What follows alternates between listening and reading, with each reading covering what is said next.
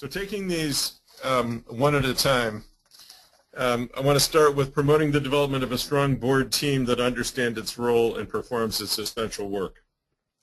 There are two parts of this overall school board chair role. One has to do with making sure that the board is focused on its proper role. As Harry was pointing out, the history of school boards was that that board members really did run the schools back in the 1800s and in the early part of the 1900s. And obviously our role is quite different now.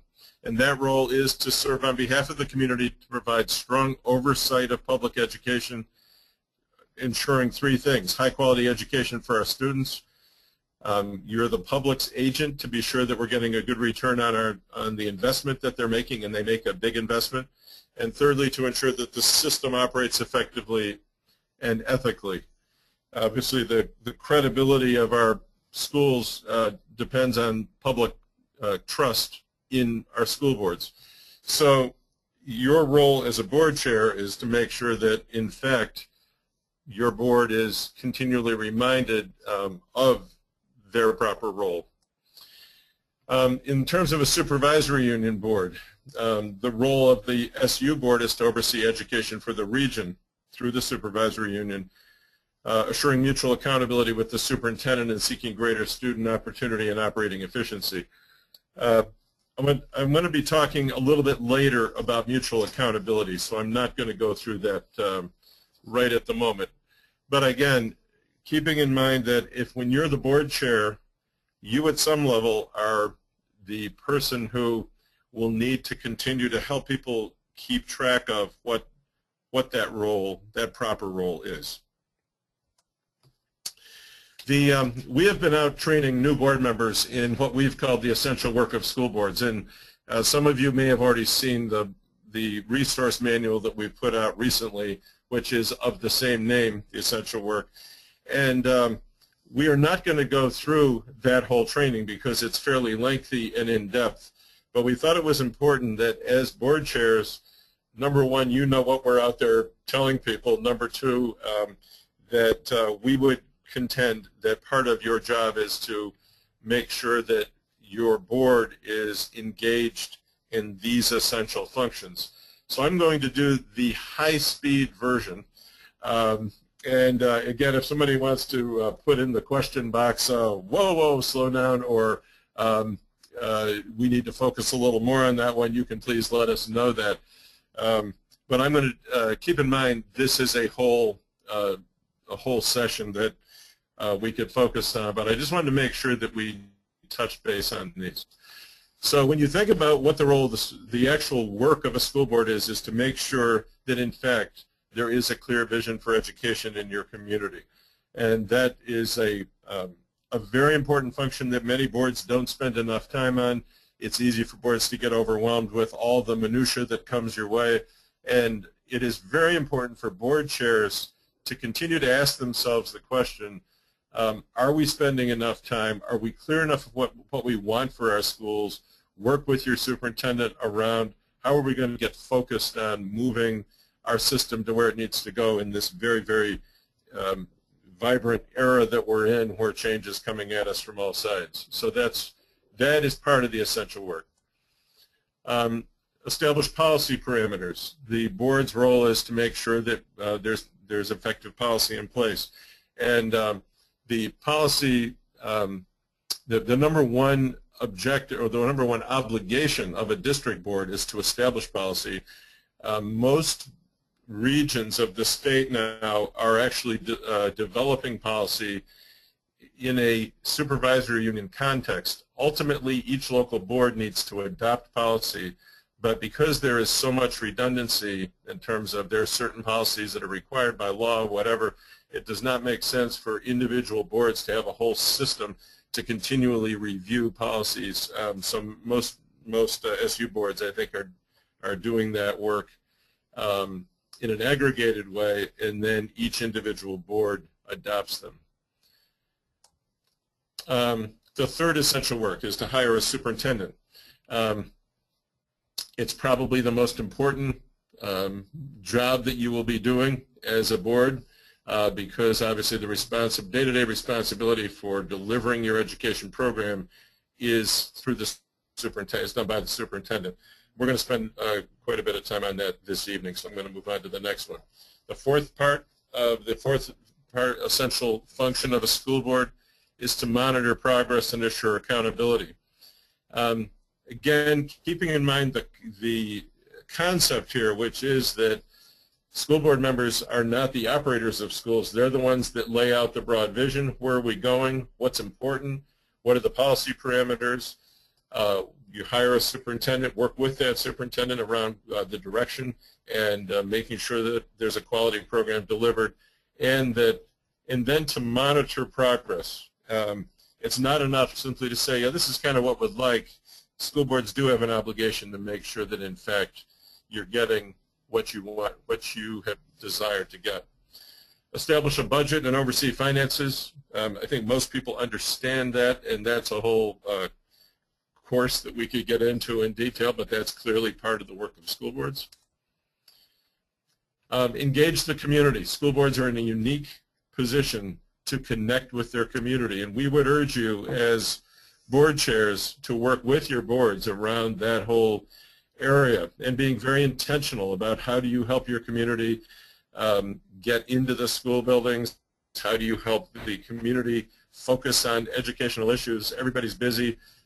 Lots of times we interpret the fact that community people don't come to a school board meeting as disinterest, but I think in these times that we're in, it's usually people are just busy and are focused on the things that are in their face. But deep down, the average citizen cares a lot about education, and again, a school board chair can do a lot to help a board meet that obligation. Then there are other limited legal responsibilities that a board has in addition to those I just mentioned. And there are times when a board plays a quasi-judicial role, when there are personnel actions, disciplinary actions related to students, and the board chair is obviously looked to for guidance around how to conduct those kinds of hearings. We can provide guidance. In the book that I mentioned previously about essential work includes quite a bit of guidance for how you go about that. Part of what Nicole does on a regular basis is talk to people on the phone who are engaged in those kinds of difficult procedures, and she is here to help you as board chairs figure out how do you approach these delicate and difficult decisions that a board needs to make. And finally, contract negotiations, obviously a huge issue for all boards in the state of Vermont. It will be a subject of a special training in the fall because we have an obligation to help boards better prepare for the collective bargaining process. But you as board chairs obviously are often engaged in that, or at least are making sure that you have a negotiations team that will be taking care of that responsibility. And obviously all of this needs to be done in an effective and ethical way. So that's that is the work of school boards as we see it. And again, in your role as a board chair, we would urge you to see your job as being to make sure that your board's playing the proper role and is engaged in this kind of work. And sometimes people will say, well, we spend all our time trying to figure out what color to paint the gym, or how to, which bus route we ought to run next week. And those are really ideally administrative duties. And it does, when you get involved in those kinds of things, not only does it, in some respects, get you way into the weeds on things that really isn't your best job, but it takes you away from conducting these kinds of duties. The other part of this whole part of the role of a chair is the creation of a team. And what we'd like to do is to do a quick poll to make sure that we haven't lost any of you out in the hinterlands. So, Carrie, if you could put up the next poll, please. And this is asking you to judge your own team, and this will not be shared with anybody else. In fact, we don't know what scores you're giving, so it just gives us a flavor of how you see your teams relative to focusing on the right tasks as well as on becoming a true team. Okay, we're going to close it. All right. 88%. With 88% voted, we have 64% answering yes, that you have a board that understands its role and performs its essential work. 14% said no, and 21% said I don't know. Okay, and here's the second question related to this subject, and we're going to talk about this in just a minute. This gives us a 55% answering yes, 31% no, and again, a significant number answering I don't know. So I'm curious to understand that. Please send us more detailed questions if you have them. Okay. What I'm going to suggest is this is very interesting poll numbers because it would match my general experience as we've been around the state for the past number of months. I've been here about 15 months now. We have a number of boards that work very, very well, and we have some that struggle. And obviously, the main reason we're all in this business is our here at the School Boards Association is to try to help you become as effective as you can be. So we hope that you'll reach out for assistance in trying to continue to get to that place where you're able to answer that question yes within the next period of time. What I thought I might do is just finish this section about team, and then maybe we'll take a couple of your questions before we switch to the next category here. So there we go. Okay, so part of this is making sure that the team is focused on the right subjects. But we also urge you to think of the school board as a true team. All of your folks who are on your boards come from different places and philosophies. In my experience, everybody joins a school board for some reason. You might say that everybody has an agenda. People don't usually make this kind of a huge commitment just because they've got idle time. Usually it's because they believe they can make a difference, or because they're totally committed to their children or grandchildren, or because they are concerned about the manner in which tax dollars are spent, or whatever.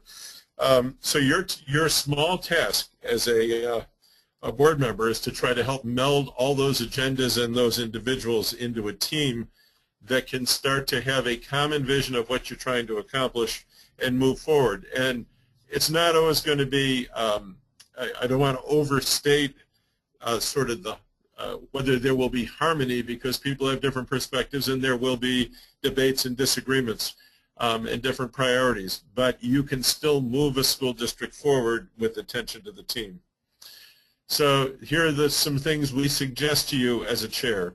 Building relationships with each member of the board, taking the time to do that, and that can become especially important as new board members come on each year. You got to figure that each year in the state of Vermont, of the 1,500 board members, about 250 turn over. So there's a good chance that each of your boards will have one or two people turning over. Welcoming new board members and ensure they receive an orientation. It was quite troubling to me when we did regional meetings back in September, and I asked the question, how many of you have ever had some kind of organized orientation? And there were large numbers of hands for people who said they had not received that kind of orientation. And we would urge you as a board chair to make sure that happens. And whether they come to something that we organize or whether it's something you organize with your superintendent and your board chair, it's critical that board members get that kind of exposure. Ensure all members understand they are an integral part of the board. I heard a superintendent talk the other day, and it was one of our real special superintendents who I think works as well as anybody with boards. And what she said to me is, this is a quote, she said, "I love my board members.